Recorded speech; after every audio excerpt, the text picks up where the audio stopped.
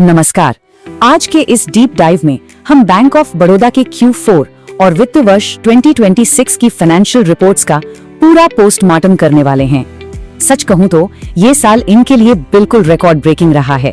तो चलिए इन भारी भरकम नंबर्स के बीच चलते हैं और डिकोड करते हैं कि आखिर बैंक ने ये कारनामा किया कैसे।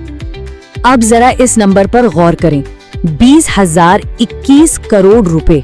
जी हाँ, पूरे 20,021 करोड़। ये बैंक ऑफ बड़ौदा का पूरे साल का नेट प्रॉफिट है। मतलब पहली बार बैंक ने 20,000 करोड़ के इस जादुई आंकड़े को छुआ है। ये कोई छोटी बात नहीं है। ये सीधा सीधा बताता है कि बैंक की बैलेंस शीट इस वक्त कितनी सॉलिड है।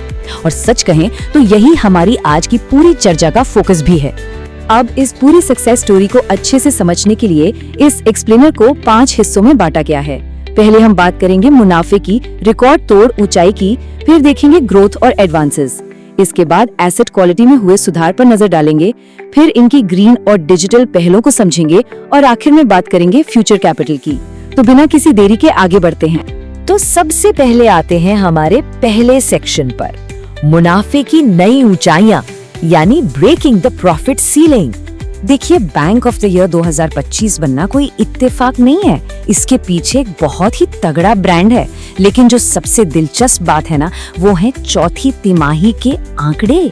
Q4 में इनका स्टैंडअलोन नेट प्रॉफिट सीधे 11.2% उछल के 5,616 करोड़ रुपए पर पहुंच गया। ये जंप रातों रात नहीं आता। ये इनके एफिशिएंट ऑपरेशंस और एक बेहद मजबूत मार्केट प्रेजेंस का सीधा नतीजा है। और इस रिकॉर्ड तोड़ प्रॉफिट के पीछे के असली हीरोज कौन हैं? वो हैं इनके कोर ऑपरेशनल मैट्रिक्स। पूरे साल का ऑपरेटिंग प्रॉफिट देखिए, 32,259 करोड़ रुपए। और जो मेन बिजनेस से कमाई होती है ना, यानी नेट इंटरेस्ट इनकम, वो तो 47,682 करोड़ रुपए के शानदार लेवल को टच कर गई है। सबसे कमाल की बात तो ये है कि इसी बम्पर परफॉर्मेंस को देखते हुए ही बैंक के बोर्ड ने प्रति शेयर 8.50 रुपए के एक भारी भरकम डिविडेंड का प्रपोजल भी दे डाला है। अब आगे बढ़ते हैं सेक्शन 2 की तरफ, ड्राइविंग ग्रोथ एंड एडवांसेस। तो सवाल ये है कि इतना मुनाफा आया कहां से? इसका जवाब है बेहद आक्रामक लोन ग्रोथ। इस चार्ट को देखिए, ग्लोबल एडवांसेस जो FY25 में 12.30 लाख करोड़ थे, वो अब FY26 में छलांग लगाकर 14.29 लाख करोड़ रुपए हो गए हैं। मतलब साल दर साल 16.2% का एक बहुत ही मैसिव जंप। और बात सिर्फ डोमेस्टिक की नहीं है, इंटरनेशनल लेवल पर भी एडवांसेस में 24.4% की भारी वृद्धि हुई है। इसी अग्रेसिव एक्सपेंशन ने उस बड़े मुनाफे की नींव रखी है। लेकिन हम सब जानते हैं कि सिर्फ लोन बांटने से काम नहीं चलता।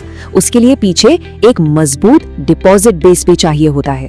और यहाँ बैंक का total domestic deposit base 14 lakh crore रुपए को पार कर चुका है। इसमें सबसे बड़ा हिस्सा है टर्म डिपॉजिट्स का, जो 61% है।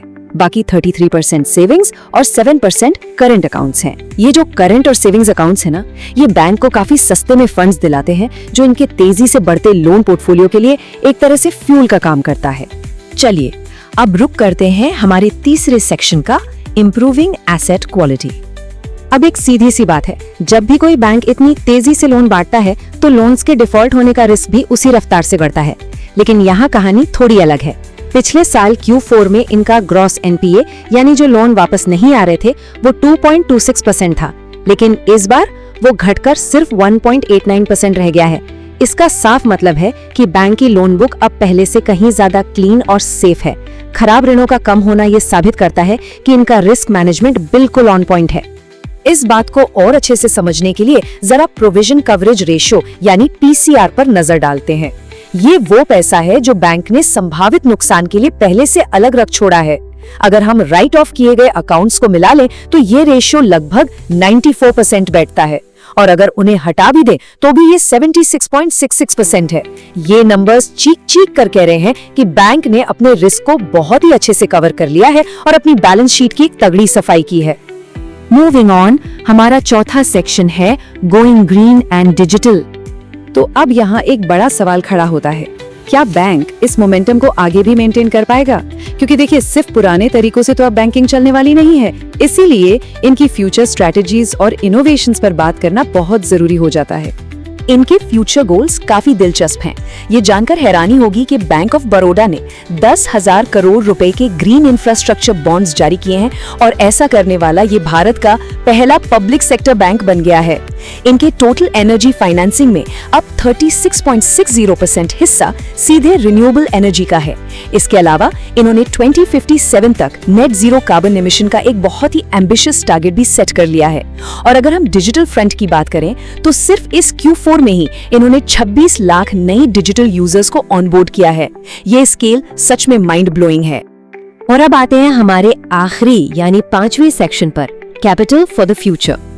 देखिए, अगर किसी भी बैंक को इसी तरह आक्रामक रूप से बढ़ते रहना है और खुद को फ्यूचर के रिस्क से बचाना है तो उन्हें लगातार नई कैपिटल चाहिए होती है। इसीलिए बैंक के बोर्ड ने मार्च 2027 तक AT1 और टियर 2 बॉन्ड्स के जरिए 6,000 करोड़ रुपए तक की नई पूंजी जुटाने को हरी झंडी दे दी है। ये जो बॉन्ड्स होते हैं ना, ये एक तरह से शॉक एब्जॉर्बर का काम करते हैं। ये सुनिश्चित करेंगे कि बैंक के पास आगे बढ़ने के लिए पर्याप्त पैसा हो और भविष्य में इनका लोन एक्सपेंशन बिना किसी रुकावट के चलता रहे। इस पूरे एनालिसिस के आखिर में एक बहुत ही क्रिटिकल सवाल हमारे सामने आकर खड़ा हो जाता है। एक बात पर ध्यान देना जरूरी है, बैंक का नेट इंटरेस्ट मार्जिन यानी निम जो पिछली तिमाहियों में 3.08% के आसपास था, वो इस बार गिरकर 2.89% पर आ गया है। ऐसे में अगर कल को ग्लोबल क्रेडिट कंडीशंस में कोई बड़ा बदलाव आता है या ब्याज दरें गिरती हैं, तो बैंक ऑफ बड़ौदा अपनी इस नेट इंटरेस्ट इनकम की ग्रोथ को कैसे सस्टेन करेगा? मार्जिन के इस साफ दिख रहे दबाव के बीच बैंक का अगला मूव क्या होगा? खैर, ये सोचने वाली बात है और सच कहूं तो आगे चलकर इसी पर सबकी नजरें टिकी होंगी।